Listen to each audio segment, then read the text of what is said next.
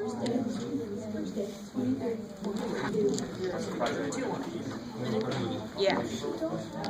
I do my This is the maximum. Moving back to this back to what you want. That's like a lot of effort. I would actually do it. I don't get it. So the 14% is 23? Thank you. And like, 23 is kind of just free ball it. That'll work out. It's gotta work at the top. Okay. All right, guys, I think you're approaching, and or at least enough of you. Let's take a look at these.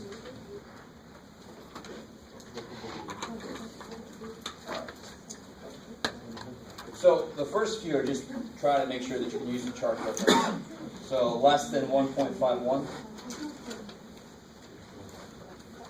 1.51 is 9345. And some of you guys might realize you can make sort of a 9435 or 9345? 9345. Some of you guys might realize you can make a generalization. If it's less than, it's what you see. If it's greater than, it's 1 minus that. Some of you guys remember the shortcut we talked about? I'm probably not going to bring it up again, just not to confuse anybody. But if you understand the shortcut, great, use it. Right?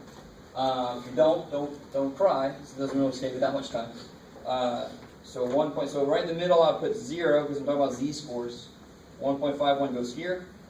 I want this area, so when I look it up, I'm done. Of course, it washes out when I put my hand up there. So greater than negative 0.44. First thing you do, put the mean in there. Find where negative 0.44 really is. The area is going to be above that bad boy, right? So when you look up negative 0.44, you get 0.3300. 3300, I like it. Way down there, it's negative 0.44. So 0.33. And then my area, the right answer is going to be 0.67. 0.67. Scratch that. No, good. Scratch that. What'd you get? So again, I just didn't do the if 0.67. your height was 0.44 standard deviations below the average height for your sex in your country, then you would be shorter than 67% of the other people in that country in that sex. You with me? So that's when you do a z-score standard deviation, a normal distribution like this with just z-scores, it applies to any normal distribution you can imagine.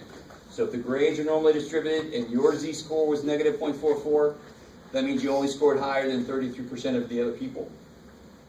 Okay, would be whatever's normally distributed, this would apply to it. So part C, you got your 0 in the middle, you got your negative 321, you got your 1.98. How concerned am I that everything's in the exact right place? No. Not. Just making sure that they're relatively in the right place. 1.98 should be above 0, should be above negative 3.21. It's just a little bit of a visual anchor for does this make sense when I'm getting. And this one also tells you what the hell to do here mathematically. If I look up 1.98, I'll get this area. That's exactly too much by this much. So if I just look up this area and subtract that, I'll be okay. One thing you never ever do is subtract z-scores from anything. Because z-scores tell you where you are. And if you subtract them from something, you're somewhere else then. No good, right? So never subtract the z-scores, but you can subtract areas all day. Also, can areas be negative? No, hell no, right? There can't be a negative 10% chance you're going to do something, right? What does that mean? You're like a black hole of, I was going to do it, and then I walk by this guy, and screw it. I don't know what that means. So 1.98, if you look at that area, 1.9... 0.9761. Yeah, 9761. Cool. And then if you look up negative 3.21. 0007. 0007? Yep. So then you subtract those bad boys. 9754. 9754 to gas.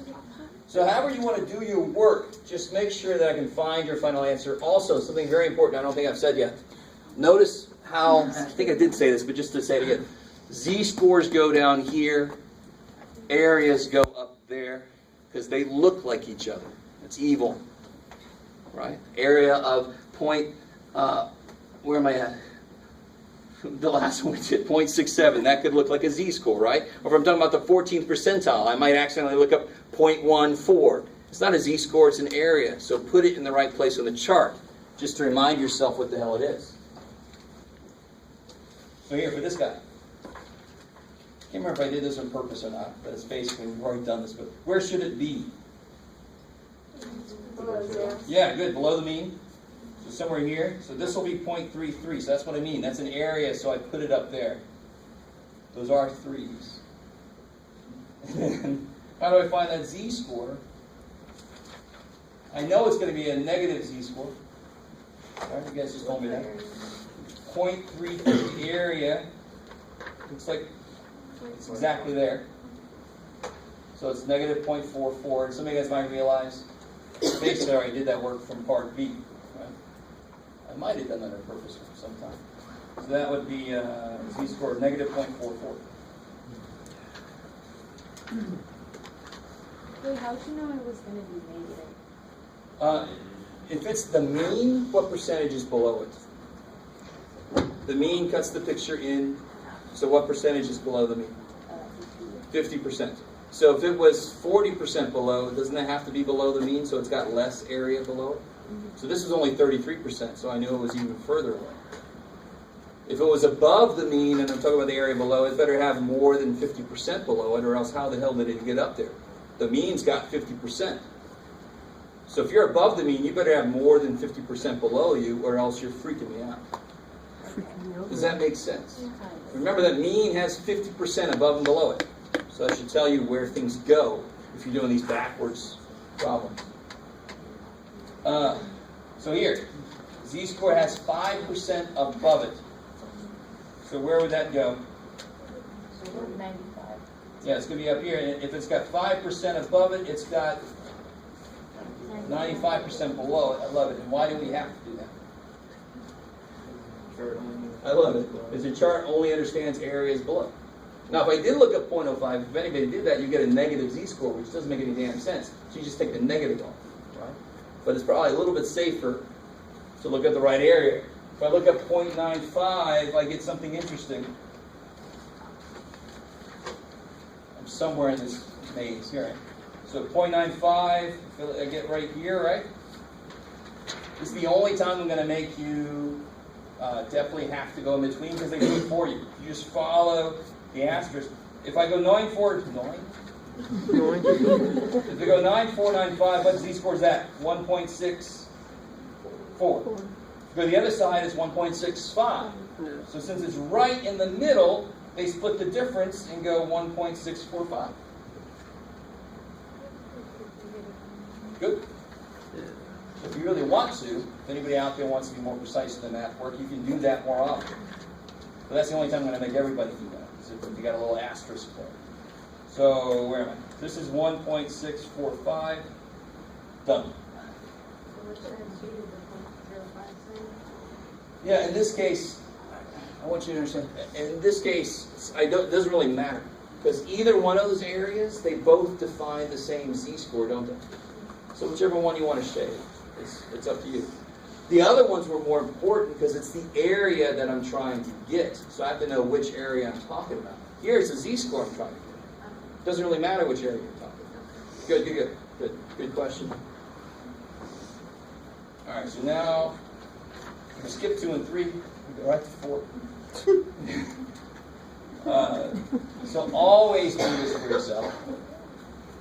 Before you do any work, before you do any thought, just put the mean down there, and then find the data point or points that you're interested in. So where's 27.2 go? Below that dude. And then I want less than that, so that's cool. Then I want a shade there. So this is all about area, so definitely want to shade the right place. All right, how's that so far? Good. And again, this is not just me making you do extra stuff. This is going to help you do problems. Here, I got to stop something.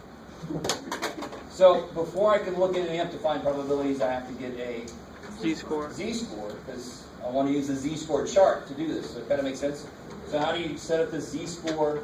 What's always minus what? What always goes here? That's awesome. You fit me so much. So what always goes here? Second. What's always minus what? The mean. Always minus the mean. If you turn those around, you're going to get the wrong side of your shape, right? You're going to get the negative or positive. So this is going to be minus 31.64 everywhere. And here's always your data point, the one you're curious about. And in this case, it's 27.2.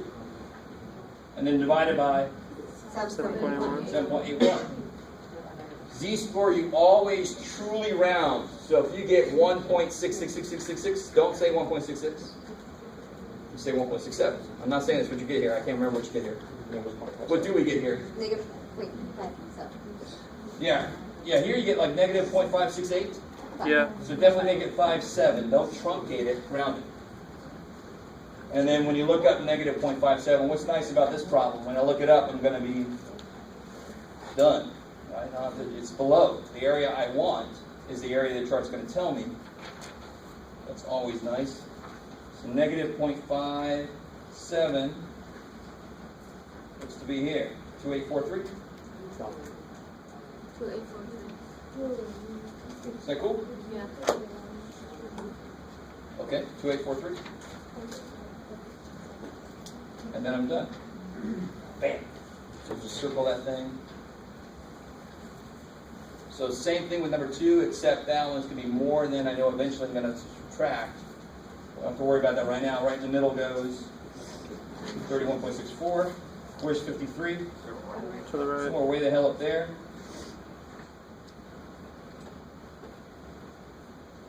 All right. And then, of course, I want to find a z-score. I've got to make it into a z-score before I can find the area that I want. So z would equal, in this case, my score, 53. 53, minus the mean, 31.64. divided by standard deviation. So what do you get on this one? 2.73. What, which one? 2.73. 2.73? Yeah. It makes sense, it's positive. It's way the hell up there. So when I look up 2.73, I get 9968. So of course that's down here. And so the answer I really want is 0032. Oops.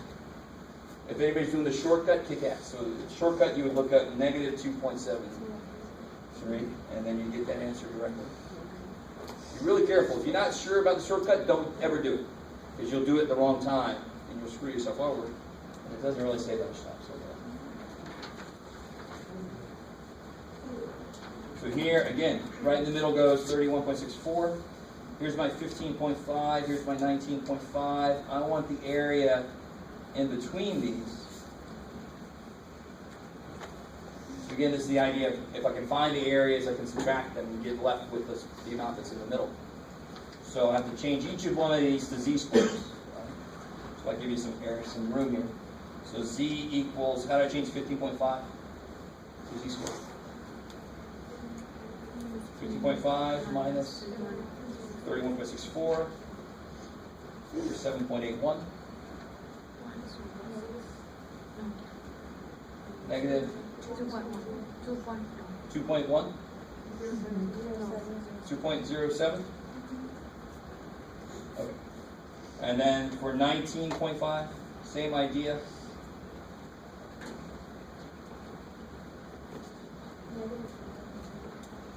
Negative 5.5.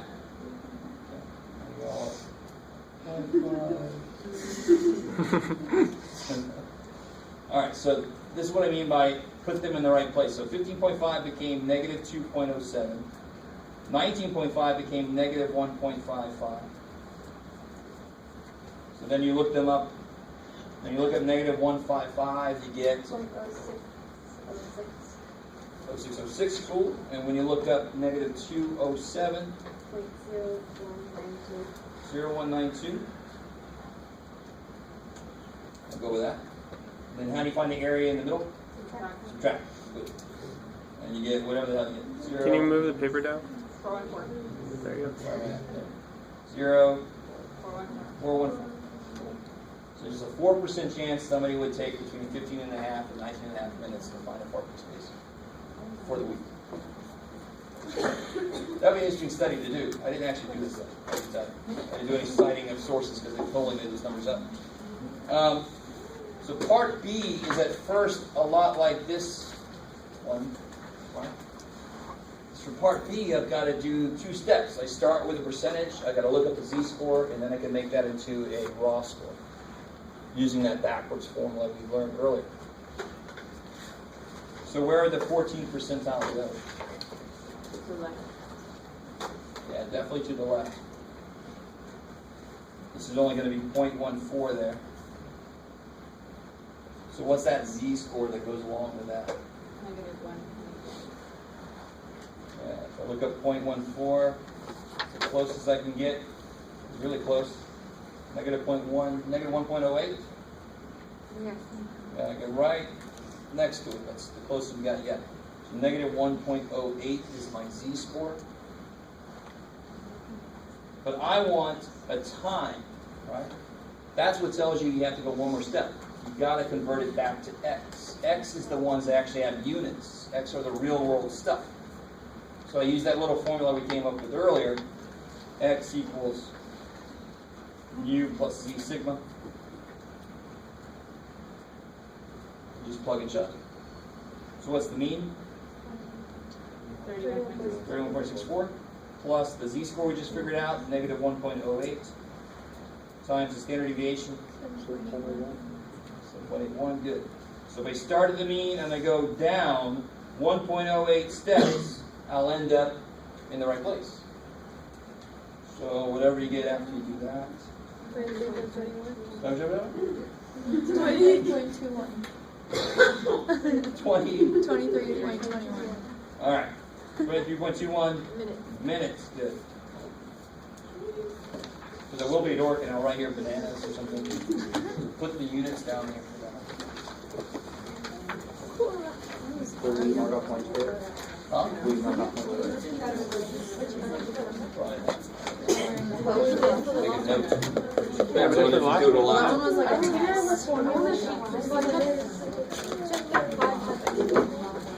No, I'll put the formulas on the board. So we don't need a formula sheet? No. So for the quiz, normally for quizzes, I just put formulas up on the board. The double quiz I didn't because that was a little more hefty thing. So don't bring a formula sheet. I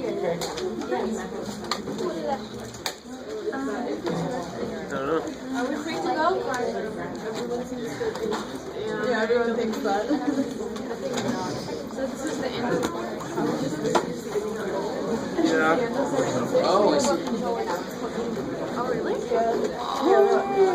Sure. Not quite done yet. Oh. It's only 5:05. I think we are. Feels like we feels like we are. You don't get to tell me when you're done. It's good to be a teacher. So, I at least want to give this to you, a little preview of what's to come. All right, y'all were so excited for a minute. It's too bad. So in statistics, we normally take a sample. So far we've talked about the probability that one student takes more than 30 minutes to find a parking spot, right? The probability that one kid is less than 3 feet tall or something. You with me? We're always talking about individual people. And in statistics, what are we normally doing? Are we taking one person? We normally take samples. So if I take a sample of 40 kids, what's the probability that their average height would be less than something? So if I ask you to go out and randomly pick somebody in the whole city, you just go somewhere randomly and you get out of your car and you go, you, and they're like, what the hell? What's the probability that they're going to be taller than 6 foot? There's a certain probability to that, right? And it's not going to be bad. And there's enough people that are taller than 6 foot that it's going to be decent. But if I ask you to go pick 30 random people, what's the probability that their average height will be more than 6 feet? Will that be more or less than the one person? It'll be less, won't it? It'll be much harder to randomly pick a bunch of people that have an average height above 6. So what do you think that means about the picture? The reason that if I do an individual question, if I go out and try to pick somebody at random, one person, and heights are normally distributed, which is nice, and I want to pick, say I want to pick somebody who's really short. Well, there's not that many people down there. So if I want to pick somebody who's less than 4 foot tall, right? So I go out randomly pick. That's not going to happen very often. But if I say, okay, I'm going to remake Wizard of Oz, but I'm going to do it randomly. Go out and pick randomly 30 people. What's probably going to get 30 people that are less than 4 feet tall? How's it going to be compared to this probability? One person is hard enough. But what's probably going to pick 30 people randomly? They have an average less than 4 foot. Is it going to be more or less than this? Less. So what's happening is, if I take 40 people, where should their average height be? Compared to the average of the whole population. So if I take 40 people, their average height should be close to the mean, right? So I would expect, if I take 40 people, I would think that they should be in here somewhere. So what's really happening is, when I take groups of people, groups of 40, groups of whatever, this picture, which normally looks like this, will now look like that, roughly. Maybe that little weird thing on the top. It'll still be normal, it'll just be really freaking skinny. Because if I take groups of people, everybody rushes to the middle. Does that make sense? If I take a group of people, I expect their average to be close to the average of everybody if I randomly pick them. Very infrequently should I get only people that are this short. If I take a group of people, I'm going to get people from all over the freaking place. So their average will be close to the real average. So what's the fundamental difference statistically between these two pictures? The mean is going to be in the exact same place, isn't it? If I took all the samples and took the average, it'll be the same as the average of every individual, right? If I found the average age of you guys, and then I took 2 people at a time, and averaged all the averages, it'll be the same damn number, won't it? Mathematically, it's like, well, duh. Of course that'll be the same number. So the average will be the same. So what changed? The standard deviation changed. The average distance away from the middle changed. So that's going to be the heart of the next 2 sections, is we're going to figure out exactly how does that, I know it gets smaller, but exactly how much smaller. It's based on how big the sample is I pick. The bigger sample I pick, the smaller that should get. Okay, so I think I'll hold on to this, because this thing is a little bit freaky. It's also very colorful. So we'll do that next time. All right, now you can go.